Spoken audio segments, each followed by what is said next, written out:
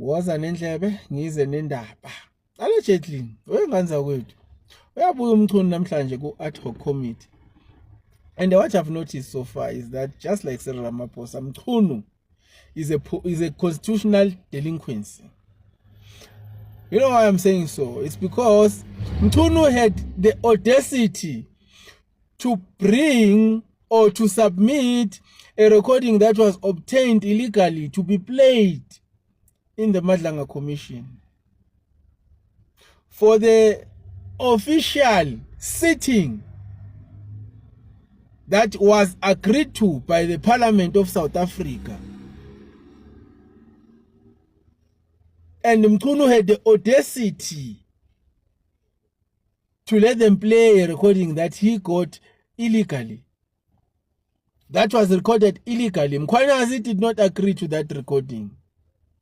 But it was played in an official committee of Parliament.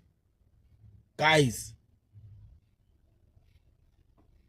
And unfortunately for him, that recording that he played did not give him the results that he was looking for. So today probably will bring the correct one. Maybe the other one was edited or whatever the reason could be. But I'm just worried about him as a minister. Submitting something that he knows is illegal. And then he stands there with confidence. And he says he disbanded that political killing task team because he felt Guti it was not doing what it's supposed to be doing. And Leon Toleo uyitshelwa from outside, not within. He is not told by the commissioner or the provincial commissioner or the generals involved. No.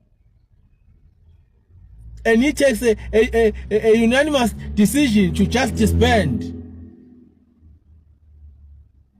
Yo, Buffett. He's the same as Cyril, this guy. Constitutional delinquency. He does not even follow protocol. He just disband. He does not consult to say, how do we go about this? Because these are professionals in this portfolio. He's not a professional. He's not a policeman. He's not a former policeman. But he had the audacity to say, I'm disbanding. Because so and so has said so. That's why Mkhwanazi said he did not write that letter. It was written somewhere else. And this influence that this political killing task team must be disbanded, it did not come from him. It was imposed by the criminals. Political killing task team was supposed to be disbanded by uCommissioner wamaPhoyisa. Even Mkhwanazi, I don't think he had the powers.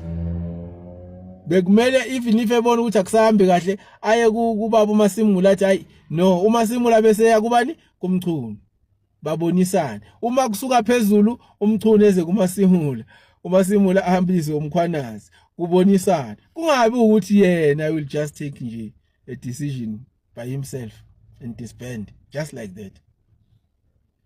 So that's why I'm saying he's not different from the president of this country. We know president wale country ziningi izinto akasezenzile ezikhombisayo ukuthi akawulandeli umthetho walelizwe. Uzenzela umathanda and is backed by the judiciary in doing so. I will give you Phala for instance. You cannot have so much money in you or in your house in South Africa. Even worse, that money was a foreign currency. You cannot have it when as a civilian. You cannot. But not because he's president, he can. They give us all sorts of excuses. But he says that money was money or proceeds from selling those uncles or whatever that he sold. Can you trade in foreign currency like that and do not declare, and you put money under couches and all of that? Can you? You can't. But there are people who want to come and defend that. We know it was his money, asihlangene thina. It was his money. Ukuthi uyithole kanjani, but umthetho wase South Africa straight. You cannot do that. So musana ukufuna ukuvikela ubugebengu. Nibe nazi ukuthi nivikela ubugebengu vele. Ubugebengu le yanto wrong. Ayivumelekile South Africa.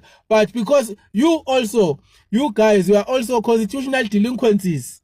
That's why you will stand with Cyril in that issue ePhalaPhala. Niyafana mos. But ke nabe ngikhuluma ngomchuna